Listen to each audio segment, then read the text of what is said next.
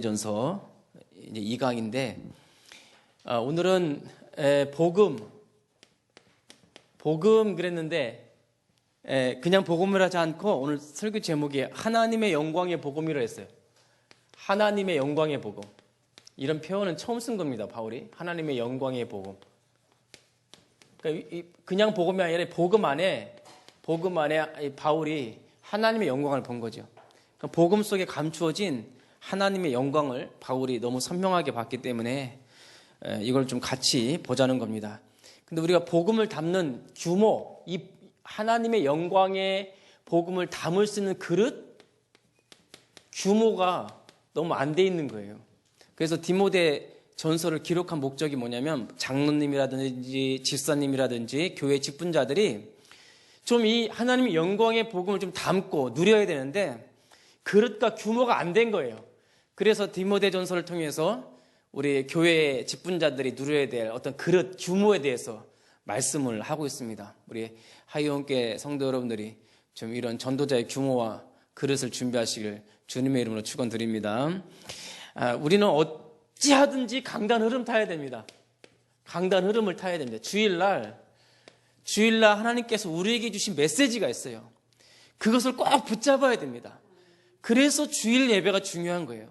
주일 예배, 교회를 세우시고 목사를 세우고 매주일 예배를 드린다는 것은 강단을 통해서 주일 예배를 통해서 우리에게 주는 말씀이 있어요. 이번 주 강단 메시지가 감사 체질입니다. 추수감사들인데 감사 체질이 되라. 불평 체질을 감사 체질로 바꾸라는 거예요. 그렇지 않고는 쓰임받지 못하기 때문에. 그 세 가지 우리 출애굽이라는 사건 아시죠? 우리 아나 우리 남이자매 출애굽이라는 사건 알아요? 그렇지. 모세 아내 모세를 통해서 애굽이라는 나라에서 나온 날이 출애굽이잖아요. 근데 이 출애굽할 때 출애굽해서 가나안 땅으로 가는데 딱 7일이면 돼요. 일주일이면 가는 거리예요. 지도상으로 보면 7일이면 가는 거리인데 여기서 무려 40년이 있었어요.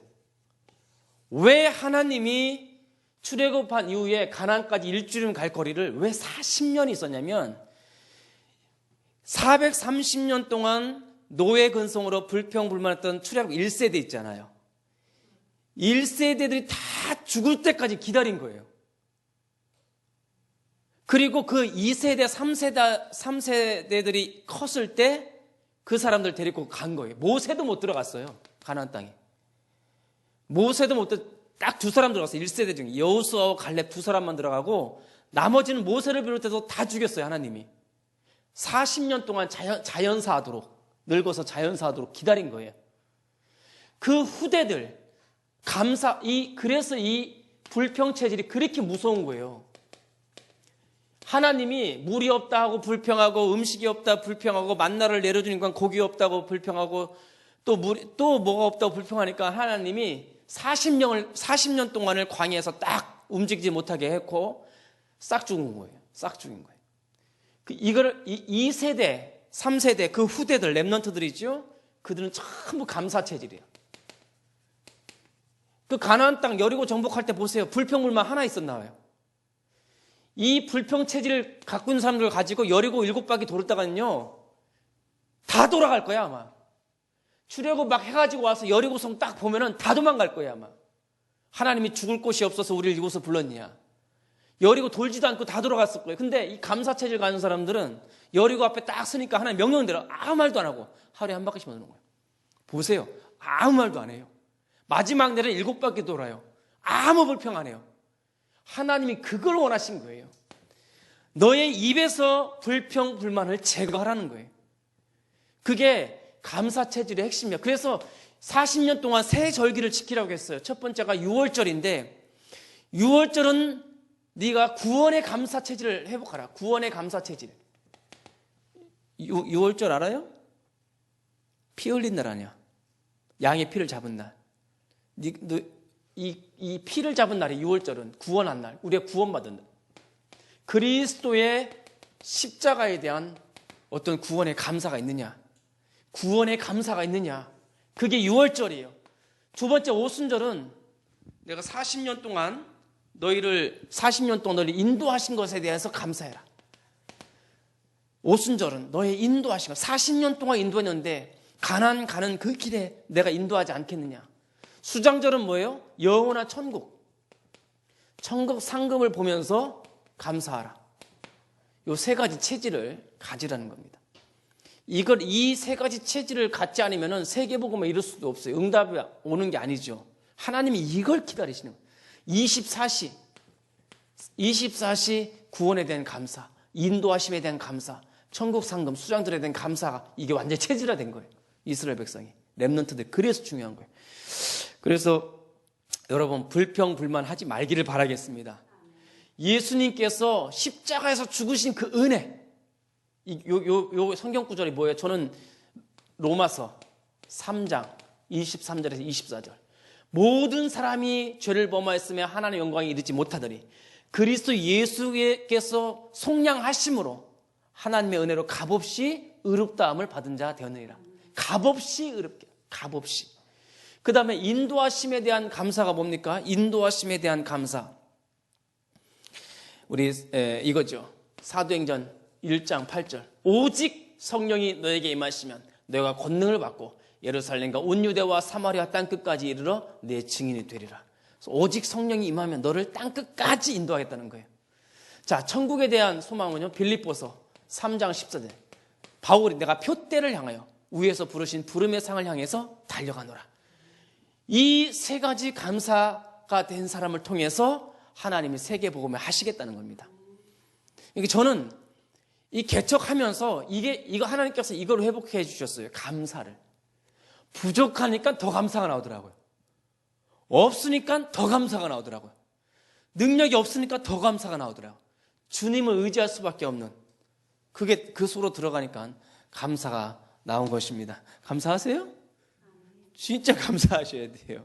없어도 있어도 잘 돼도 안 돼도 무조건 감사해요. 하나님 그걸 원하시는 거예요. 이 추수감사절의 의미를 잘 깨닫기를 주님의 이름으로 축원드립니다. 우리 성경 한 군데 찾아볼까요? 신명기 8장 14절에서 15절.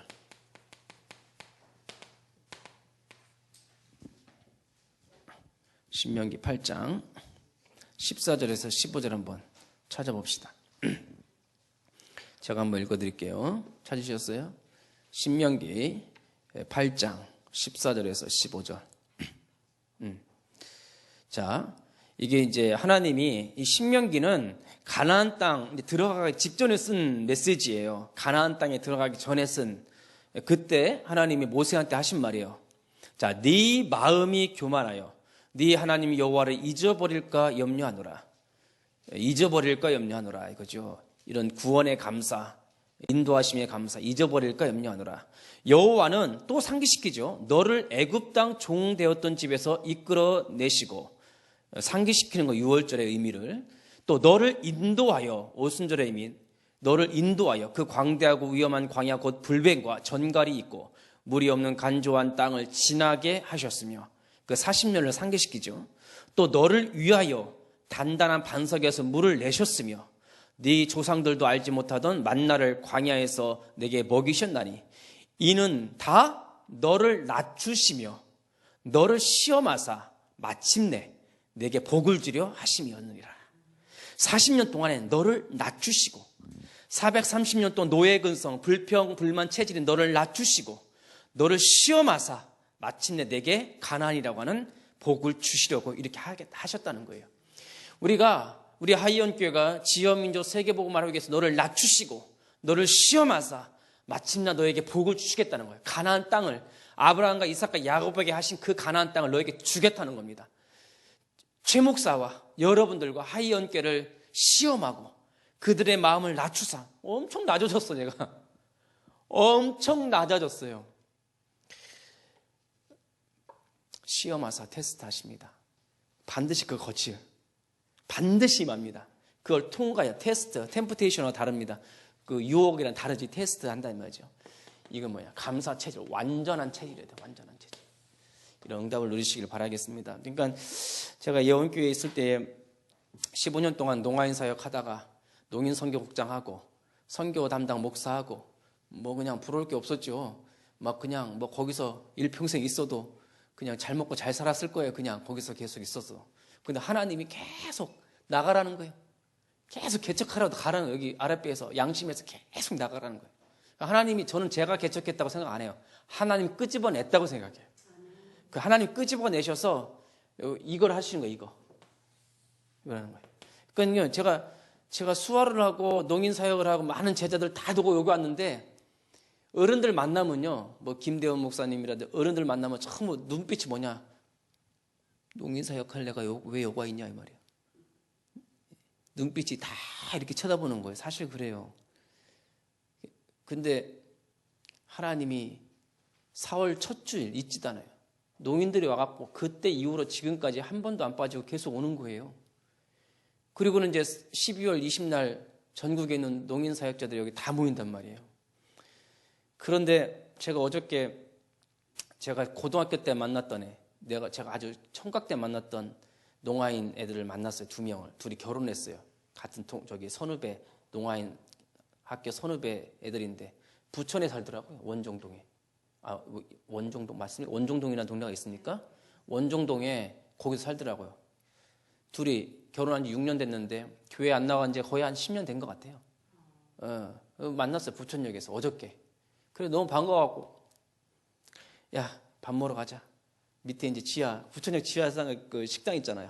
그래서 이제 식당에 딱 가서, 야, 밥 먹자고 딱 앉았는데, 딱 옆에 딱 봤더니, 둘이 앉고 난 앉아서 얘기를 딱 봤더니, 농아인 2명, 제가 아는 농아인 두 부부가 앉아있는 거기 옆에, 바로 옆에, 서로 보고 놀란 거예요. 어떻게 앉냐고. 막 반가웠고 또 얘기는. 너무 반갑더라고. 내가 바깥, 제가 다 계산했어요. 카드로 그냥 다. 뭐냐면, 제가 얘기를 많이 나눴어요. 막 나누면서, 목사님 왜 그렇게 됐냐고 너를 낮추시고 너를 시험하사 마침내 네게 복을 주려 하심이라. 여러분들 낮추시고 여러분들 시험하사 마침내 복을 주려 하심이라. 그게 확 보이더라고요. 뭐 그분들이 여기 오든지 안 오든지 저는 알 수 없어요. 하나님이 저를 부족한 이 종들을, 여러분들을 주목하고 계시다는 거니까. 여러분들을 눈동자와 같이 주목하고 계시다는 거예요.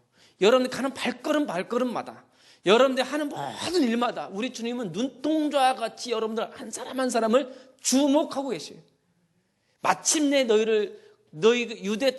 애굽의 종되었던 애굽에서 구원해 내었으며 광야 40년 인도했으며 너희를 테스트하고 시험하사 마침내 복을 주려 하신 그 하나님이 지금 동일하게 여러분들 한 사람 한 사람을 주목하고 계시더라니까요. 그러니 뭐가 나옵니까? 네가 정말 24시 감사체제냐? 네가 구원의 은혜를 아느냐? 성령이 너와 함께 하시며 너를 인도하는 그 인도하심의 은혜를 네가 아느냐? 정말 너를 위해서 준비한 천국 상금을 네가 정말 바라보느냐? 이 땅을 바라보지 않고 세상 육신적 바라보지 않고 이걸 바라보겠냐? 그럼 내가 다 주겠다는 거예요. 이 땅에 있는 걸 다 주어도 그거 바라보지 않은 그 자들이 된 거예요. 이 땅의 걸 다 받아도 이건 배설물이라. 그렇게까지 모세나 바울이나 다윗이나 렘넌트 7명들은 그렇게 갔던 거예요. 그러니까 우리 하이언교회가 5대 비전이라고 하는 세계복음의 언약 잡고 나갈 때에 이것이 돼야 됩니다. 불평체질을 감사체질로 바꾸라. 자, 오늘 본문에도 아주 중요한 또 우리가 규모를 갖추고, 우리가 그래서 이 규모를 갖추고 그릇을 갖추는 일에 우리가 좀 몇 가지 살펴볼 것이 디모데전서 오늘 본문에 나와 있습니다. 이 디모데전서는 로마에서 2년 동안 수감생활을 하는 동안에 바울이 디모데하고 로마에서 같이 사역을 했어요. 바울은 감옥에 갇혀있고 디모데는 밖에 있어서 서로 주고받으면서 사역을 했단 말이에요. 그러니까 바울이 2년 동안 수감생활을 마치고 디모데가 같이 이제 나옵니다. 그레데 섬에 와서 에베소를 걸쳐 마게도냐로 가던 길이었었어요. 근데 에베소 지역에 딱 갔는데 너무 지금 이게 엉망이란 말이에요. 자기가 양육을 해놨는데도. 그러니까는 바울이 디모데한테 권하여 이렇게 했거든요. 이 말은 간청하다예요. 원뜻이. 그러니까 디모데한테 간청을 한 거예요. 네가 나와 함께 마게도냐 가기를 원하지만 내가 너한테 간청한다. 이 에베소 교회에 좀 남아서 에베소 교회의 장로들, 집사들한테 좀 바르게 양육을 해서 세워라. 이걸 간청을 한 거예요. 그러니까 젊은 디모데가 순종해서 거기 남습니다. 남는데 젊으니까, 디모데가 젊으니까 그 나이 많은 장로라든지 오래된 집사님들 밑에서 힘들어하는 거예요.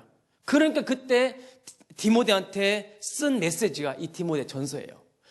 여기 보니까 첫 번째로 교회라고 하는 것이 있어요. 교회. 이 디모데 교회.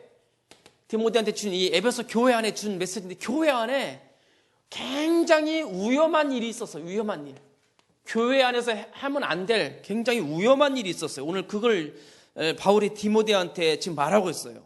세 가지를 지금 디모데한테 조심하라고 하는데 첫 번째가 뭐냐면 다른 교훈을 가르치는 것을 굉장히 다른 교훈을 가르치는 것을 바울이 디모데한테 굉장히 조심해야 할 것을 이야기를 했어요. 성경은 바울이 전한 복음은 하나예요. 오직 예수 그리스도에 대한 복음, 이것만을 이 얘기를 했던 거예요. 이거 오직 예수 그리스도 외에 다른 이야기를 합버리면 다른 교인이 나와서 거기에 누가 틈타냐? 사탄이 틈타요. 사탄이 틈탄단 말이에요. 사탄이. 이게 굉장히 위험합니다. 그래서 목사님들이 굉장히 중요한 거예요. 목회자들이. 다른 교훈을 전하기 시작하고 이걸 싹 빼면 예를 들면 성경에 요한복음 8장 56절에 예수님이 그랬어요. 바리새인들한테 너희들이 섬기는 아브라함이 나의 때를 보고 기뻐하고 즐거웠다 했어요. 아브라함도 예수님을 본 거예요. 아브라함 자기 아들 이삭을 보면서 예수 그리스도를 보면서 기뻐한 거예요. 너희들이 조상이라 섬기는 그 아브라함도 나의 때를 보고 즐거웠다는 거예요. 그러면 구약에 있는 창세기가 누구를 얘기하고 있겠어요? 예수님을 이야기하는 거죠. 그럼 교회가 누구 얘기를 해야겠습니까? 예수님이 얘기를 해야 되죠. 다른 교훈을 말하고 있단 말이에요.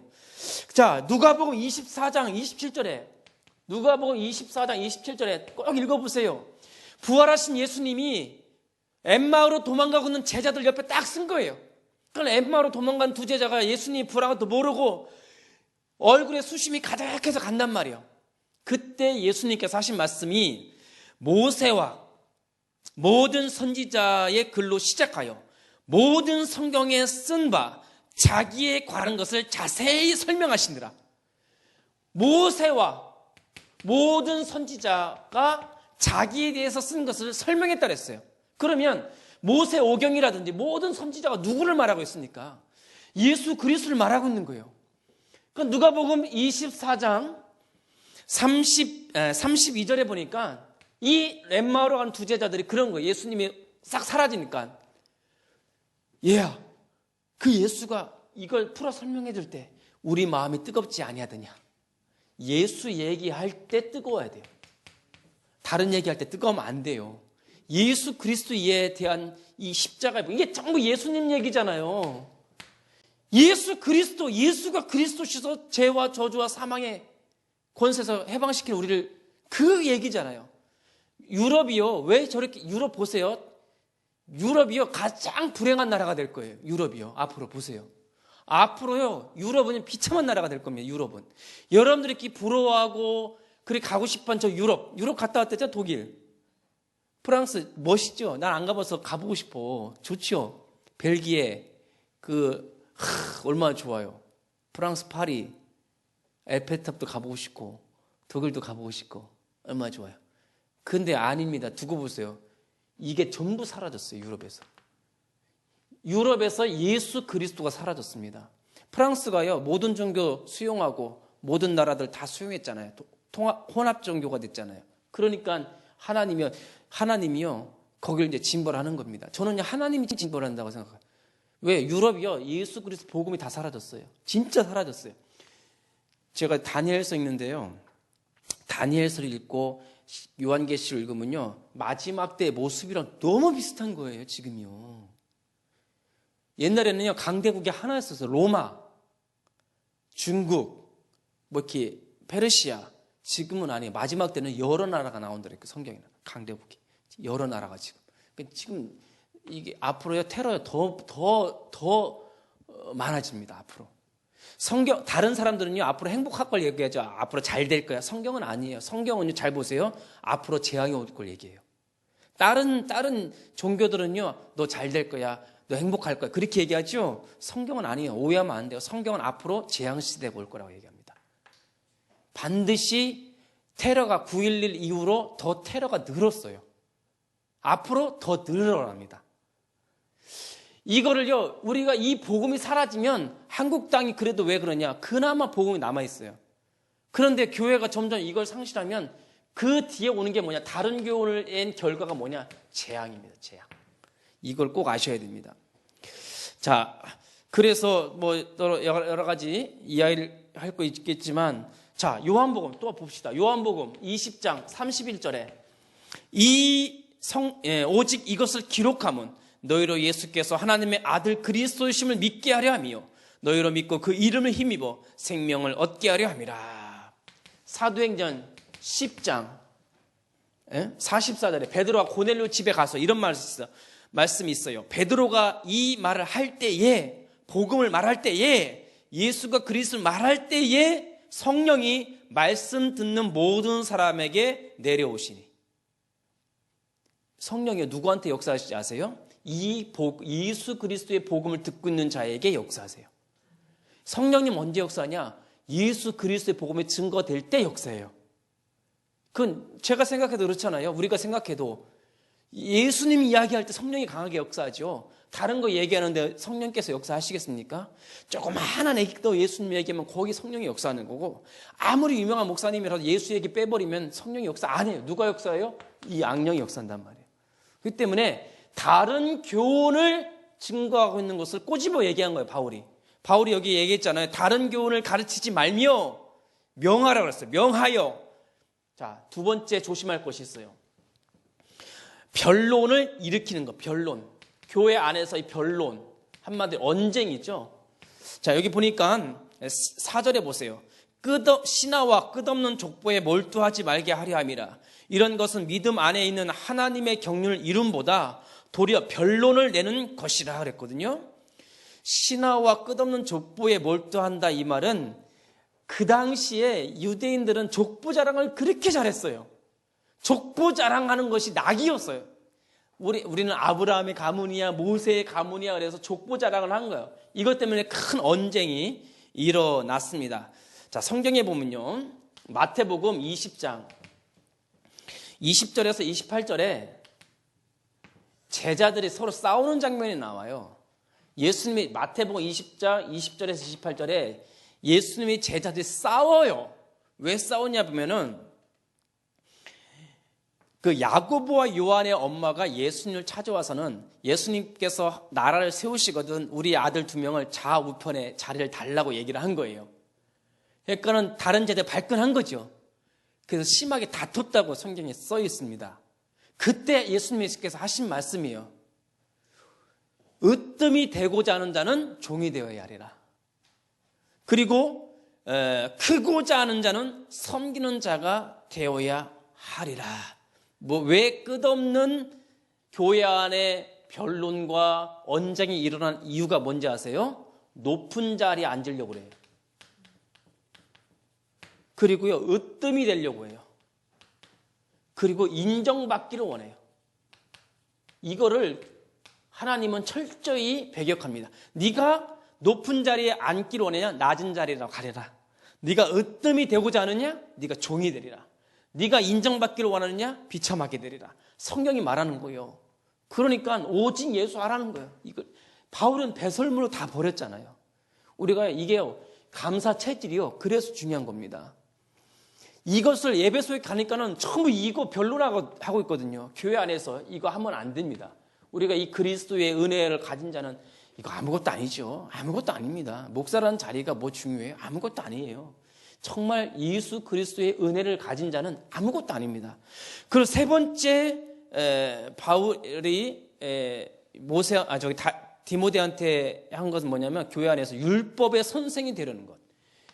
이걸 주의하래요. 율법의 선생이 되려고 하는 것을 주의하래요. 율법의 선생이 되자. 7절에 보니까는 율법의 선생이 되려 하나 자기가 말하는 것이나 자기가 확정하는 것 깨닫지 못하는도다. 그러니까 이 교회 안에서 율법주의 때문에 굉장히 몸살을 앓았던 거예요. 자, 그런데 율법의 기능은 사실 좋은 거예요. 왜 좋냐면은 유익해요. 율법은 유익합니다.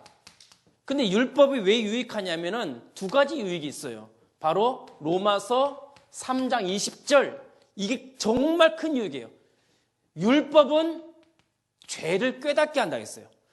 율법이 있으므로 내가 죄인인 것을 깨닫는 거예요. 그러니까 모세를 통해서 율법을 주셨거든요. 하나님이. 그러니까 백성들이 율법을 딱 읽거나 멋있거든. 다 지킬 것 같거든. 다 지키겠습니다 했는데 지켜지나요? 못 지키죠. 그래서 나는 죄인이구나. 이걸 깨달은 거예요. 하나님 율법을 주신 것은 네가 죄인인 것을 스스로 발견하라고 준 거예요. 그래서 두 번째 유익은 뭐냐? 갈라디아서 3장 24절. 이 율법이 초등교사와 우리를 그리스도께로 인도한다 그랬어요. 율법이요. 율법으로 말미암아 우리가 그리스도께로 가도록 만든 거예요. 이런 유익이 있는 거예요. 그래서 율법은 누구한테 있냐? 죄인한테 필요한 거예요. 죄인한테. 그러니까 우리가 율법을 딱 보면서 나는 죄인이구나. 저기 교도소에 있는 사람들 뭐 하지 마세요. 탓하지 마세요. 여러분 나중에 여기 한번 꼭 읽어보세요. 민수기 12장 1절에서 한번 꼭 나중에 한번 1장 1절에서 16절 한번 읽어보세요. 제가 읽어봤는데 모세가 구스 여자하고 결혼합니다. 모세가 구스 여자랑 결혼하는데 구스 여자는 흑인이에요. 흑인하고 결혼했단 말이에요. 말이 됩니까 지금? 모세가 자기 아내가 있고 애들도 있는데 장인도 있고 같이 있었거든요. 근데 모세가 구스 여자랑 결혼했는데 그때 모세의 형인 아론과 누이인 미리암이 비난했다 그랬어요. 비난. 모세를 흉보고 비난했다 그랬어요. 그것을 여호와가 들었더라 그랬어요. 여호와께서 듣더라. 근데 미리암이 뭐라고 했냐면 하나님이 모세야 너하고만 이야기하냐? 우리하고는 얘기하지 않냐? 대든 거죠. 그 이야기를 여호와께서 들은지라. 그래서 하나님이 구름 기둥 가운데 임재하셨다 그랬어요. 그때에 미리암하고 모세를 불러들인 거예요. 그러면서 거기서 야단을 치는데 뭐라 야단치냐면 너희들 가운데 선지자가 있지 아니하냐. 그 선지자들은 내가 꿈으로 환상으로 보인다. 그러나 모세는 내가 대면하여서 이야기를 하는 사람이래. 근데 너희가 뭔데 모세를 비난하냐 이 말이요. 미치고 한장을 노르시죠. 예? 무슨 말이냐면 참 어려운 얘기예요. 율법이 그래서 위험하고 모세가 잘했다는 게 아니에요. 뭐냐면 그 모세를 비방하고 있는 그 사람들 야단친 거예요.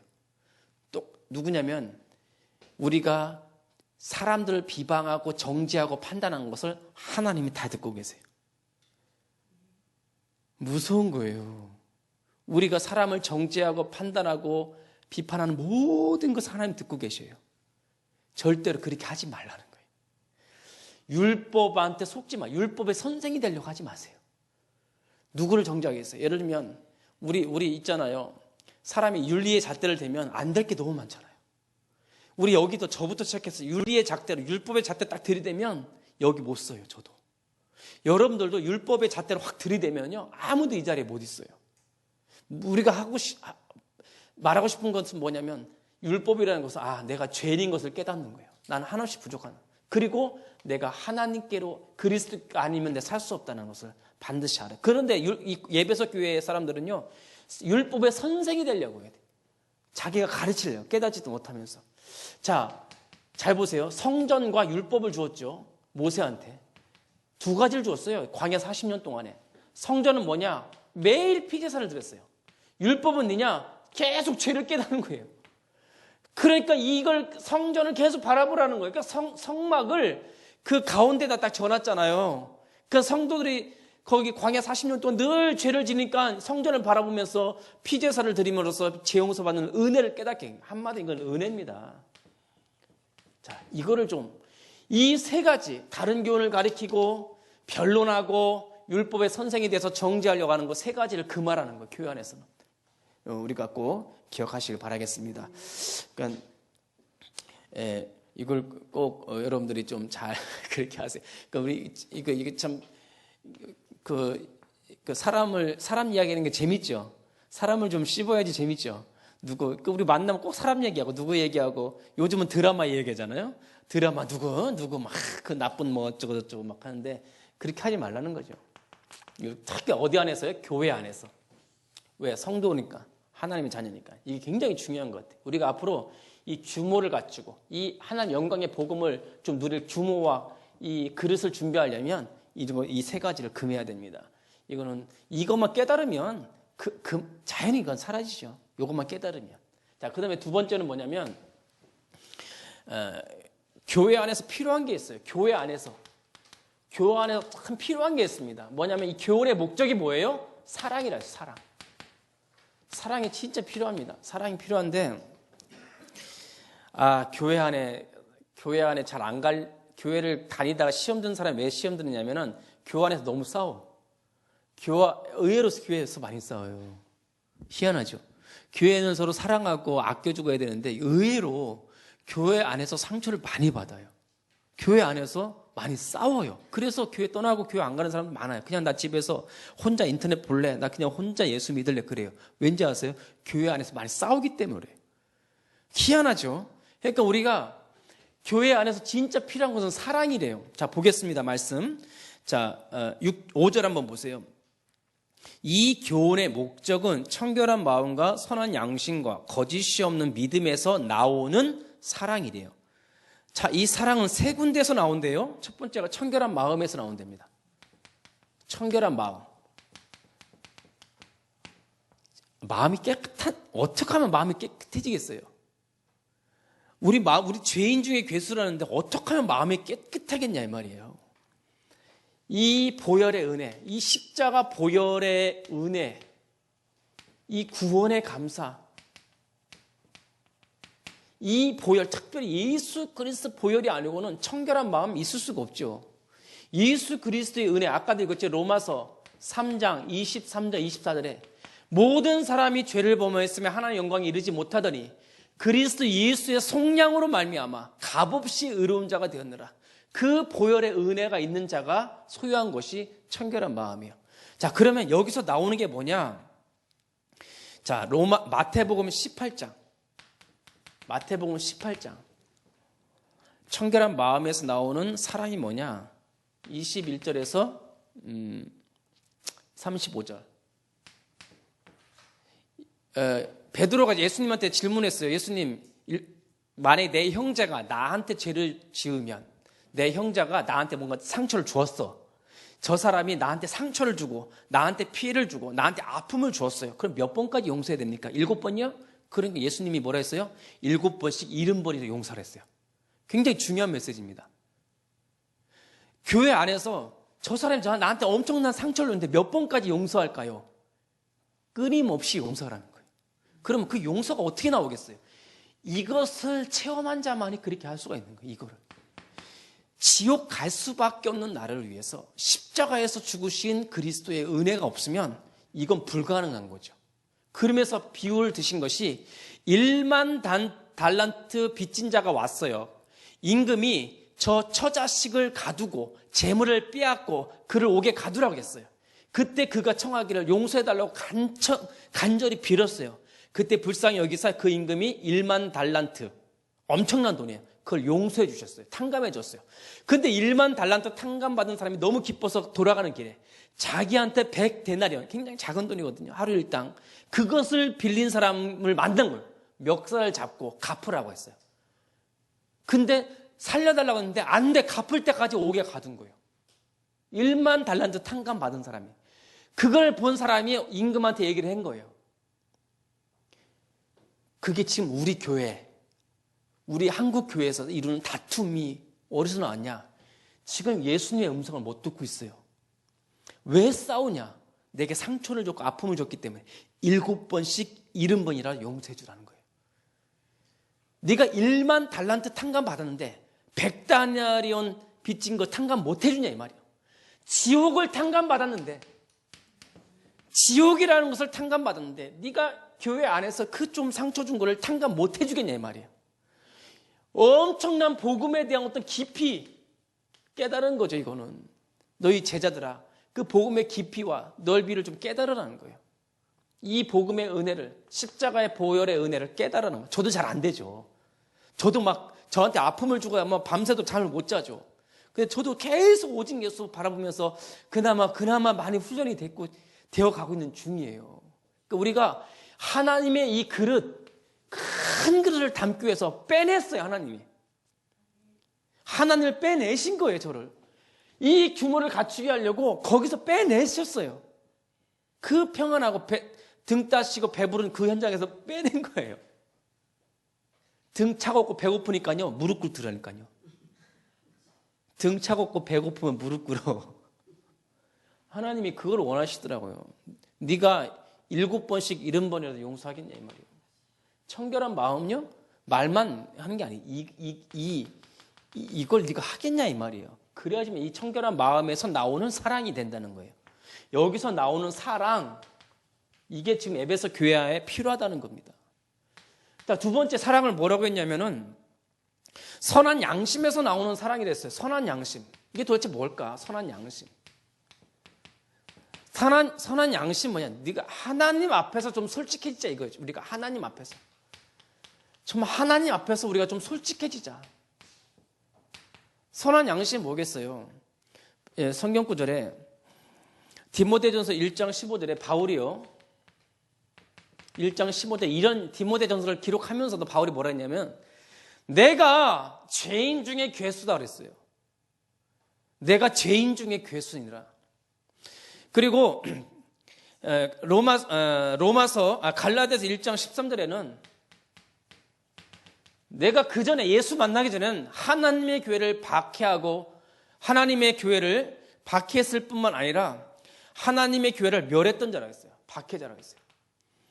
그리고 로마서 1장 14절에는 내가 헬라인과 야만인과 지식 있는 자나 내가 빚진 자라고 했어요. 이게 무슨 말이냐면 선한 양심이라 이 말은 우리가 하나님 앞에 서서 좀 솔직해지는 거예요. 가장 우리가 아무리 훈련을 많이 받고 목사고 직분 있고 예수를 오래 믿어도 우리는 하나님 앞에서 서면 죄인 중에 괴수라. 그리고 빚진 자라. 그리고 그 전에 내가 어떻게 살았는 걸 아는 거예요. 그러면 여기서 나오는 사랑이 있어요. 뭐냐? 이해하는 마음이 있어요. 이제 내가 너를 어떻게 그럴 수가 있어? 이 말이 안 나오는 거예요. 어떻게 사람이 네가 그럴 수가 있어? 이게 안 나온다는 거예요. 그래. 이해한다는 거예요. 왜? 바울은요. 하나님 앞에서 자기 자신을 안 거예요. 그러니까 다른 사람들이 이해하기 시작하는 거예요. 이 교회에 어떤 사람이 와도 이해하는 사람. 바울은요. 야만인 앞에 갔을 때 야만인이 되었고 지식인들을 만날 때는 지식인이 되었고 이방인을 만났을 때 이방인처럼 행동했고 유대인들을 만났을 땐 유대인처럼 했어요. 뭐냐? 자기가 안 거예요. 잘난 체 하지 않은 거죠. 참 이게 규모를 갖춘다는 것이 이런 의미가 있는 것입니다. 여기서 나오는 사랑. 자, 세 번째로는 거짓이 없는 믿음에서 나오는 사랑이에요. 자, 거짓이 없는 믿음에서 나오는 사랑. 거짓이 없는 믿음은 뭐냐면 사람들 참 그래요. 자기한테 유익이 될 것 같으면 믿고 자기한테 손해가 될 것 같으면 버려요. 그리스도인들도 그게 많아요. 의외로. 교회 다니면서도 이 교회 가서 내가 자기한테 유익이 될 것 같으면 다니고 손해가 될 때면 떠나버려요. 그러니까 이제 정치인들이 큰 교회 가잖아요. 피 얻으려고 이제 큰 교회 가잖아요. 피 얻으려고. 작은 이런 교회는 죽었다 깨나도 안 옵니다. 여기는 국회의원이 이 개척교회 오겠습니까? 안 오죠. 안 옵니다. 그리고 이제 장사하는 사람들은 큰 교회 가죠. 왜냐면 장사하면 큰 교회 가서 사람들 많이 있으니까. 그러니까 이런 개척교회 오면은 별로 유익이 없어요. 자기 손해지 유익이 별로 없어요. 근데 뭐냐? 믿음은 뭐냐? 거짓이 없는 믿으면 렘넌트 7명을 보세요. 렘넌트 7명. 자, 요셉 보세요. 요셉은 가장 낮은 자리로 갔어요. 애굽. 요셉 보세요. 요셉. 가장 낮은 자리. 노예로 간 거예요. 애굽에 노예로. 왜? 그래야지만 이게 나와요. 가장 낮은 자리로 가야지만 거짓이 없는 믿음이 나와요. 자, 아브라함 보세요. 아브라함이 어디로 올라갔어요? 모리아산으로. 가장 낮은 자리, 자기 아들을 죽이는 모리아 산까지 올라간 거예요. 여기서 이제야 그래요. 하나님, 이제야 네가 나를 경외하는 줄 알았나. 여기서요, 빛나는, 여기서 진짜 사랑이 나오는 겁니다. 거짓이 없는 믿음. 이게 진짜 전달자가 되는 거예요. 이 사람이 진짜 전달자죠. 이 사람이 진짜 전달자죠. 복음의 전달자. 이게 진짜 사랑이죠. 사랑. 진짜 거짓이 없는 이 복음을 진짜 전달하는 전달자죠. 가장 낮은 자리에 가봐야지만 아는 거예요. 사망의 음침한 골짜기 그 자리에 가봐야 아는 거예요. 하나님은요, 아까 얘기했죠. 너희를 낮추시고 너희를 시험하사 마침내 너에게 복을 주려 하십니다. 보석과 같이 빛나는 거짓이 없는 믿음을 내가 보겠다는 거예요. 이게 교회에 정말 필요한 겁니다. 그래서 끝까지 붙어만 있어라. 끝까지 붙어만 있어라. 그걸 주님이 원하세요. 결론입니다. 자, 우리는 전도 제자입니다. 전도 제자예요. 자, 오늘 본문에 보니까 11절에 이 교훈은 내게 맡겼다 그랬어요. 이 교훈은 11절에 이 교훈은 내게 맡기신 바 복되신 하나님의 영광의 복음을 따름이라. 자기의 말이 아니라는 거. 이거는 하나님으로 받은 그 복음을 따라서 이 메시지를 하고 있다는 겁니다. 자, 그러면 전도 제자는 오늘 어저께 화요 집회 때 아주 중요한 메시지 하나만 얘기할게요. 하나만. 뭐냐? 전도 제자는 자신의 미래를 준비하는 자라였어요. 자신의 미래를 준비하는 자라. 자신의 미래래요. 다른 사람을 살리기 전에 자기 자신의 미래를 대비하는, 준비하는 전도 운동을 하랍니다. 그러면서 창세기 45장 1절에서 5절 요셉이 한 말이에요. 요셉이 노예로 팔려가고 감옥에 가고 총리가 됐지만 그게 아니라는 거예요. 당신들 앞서 야곱과 이스라엘 자손들 당신들을 구원하려고 당신들 앞서 나를 보내셨나이다. 미래를 본 거예요. 자신의 미래를. 자, 출애굽기 3장 18절. 출애굽기 3장 18절. 모세야, 애굽으로 가서 내 백성을 구원하여 내가 지시할 땅으로 가서 광야에 가서 희생 제사를 드리라. 모세는 미래를 본 거예요. 출애굽이라고 하는 모세 한 사람의 순종함으로 출애굽의 역사에 일어났고 이스라엘 백성이 다 구원받았어요. 여러분들 한 사람의 순종함이 필요합니다. 자, 그 다음에 사무엘상 3장 1절에서 18절 19절은 사무엘 한 사람의 순종함으로 미스바 운동이 일어난 거예요. 한나가 사무엘을 성전하러 내보낸 거예요. 거기서 말씀 붙잡으면서 뭐가 일어나냐? 미스바 운동이 일어나 이스라엘 전체가 살아났어요. 한 사람의 순종함이에요. 자, 여러분들 한 사람이 그만큼 가치가 있습니다. 자, 사무엘상 16장 13절에 다윗이요, 사무엘의 기름 부을 때 성령이 충만한 거예요. 다윗 한 사람 때문에 성전이 회복이 되고 다윗 한 사람의 순종함으로 이스라엘 백성이 다 살아난 거예요. 한 사람이. 자, 그 다음에 예레미야서 33장 1절에서 3절 뭐 했어요? 예레미야가 순종함으로 그가 기도수로 들어감으로 뭘 보냐? 하나님의 비전을 봤어요. 하나님의 비전을 봤어요. 이사야서 6장 13절에 이사야가 언약을 전달함으로 렘넌트 운동이 일어났어요. 자, 뭐냐? 전도 제자는 지금 여러분들이요, 미래를 좀 보는 영안이 열고 미래를 여러분들이 지금 이 순종함이 지금 이 언약으로 각인되고 이게 뭐냐? 언약으로 각인되고 뿌리 내리고 체질화되면 이걸 열어주시겠다는 거예요. 뭐 하려고 하지 말고 너희 미래를 보고 너의 미래를 바라보고 복음으로 각인시키고 뿌리 내리고 체질화되면 반드시 하나님께서 문을 열어주시고 만남을 주시겠다는 겁니다. 문을 열어주고 만남을 주시겠다는 거예요. 제발 여러분들 억지로 문 열다가 문고리가 부러져요. 하나님 딱 잠그고 있는데 억지로 문을 열려고 하니까 문고리가 부러져 버린다니까요. 여러분들이 이걸로 감사 체질로 이 메시지 오직 각인 뿌리 체질화되면 반드시 되어진다는 거예요. 이거 앞으로 정말 다민족 선교 그리고 렘넌트 운동.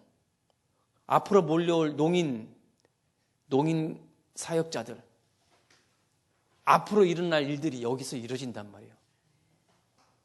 제가 문을 열어주시잖아요. 아까도 얘기했지만. 그 세 분 목사님들이 저한테 찾아온 거예요.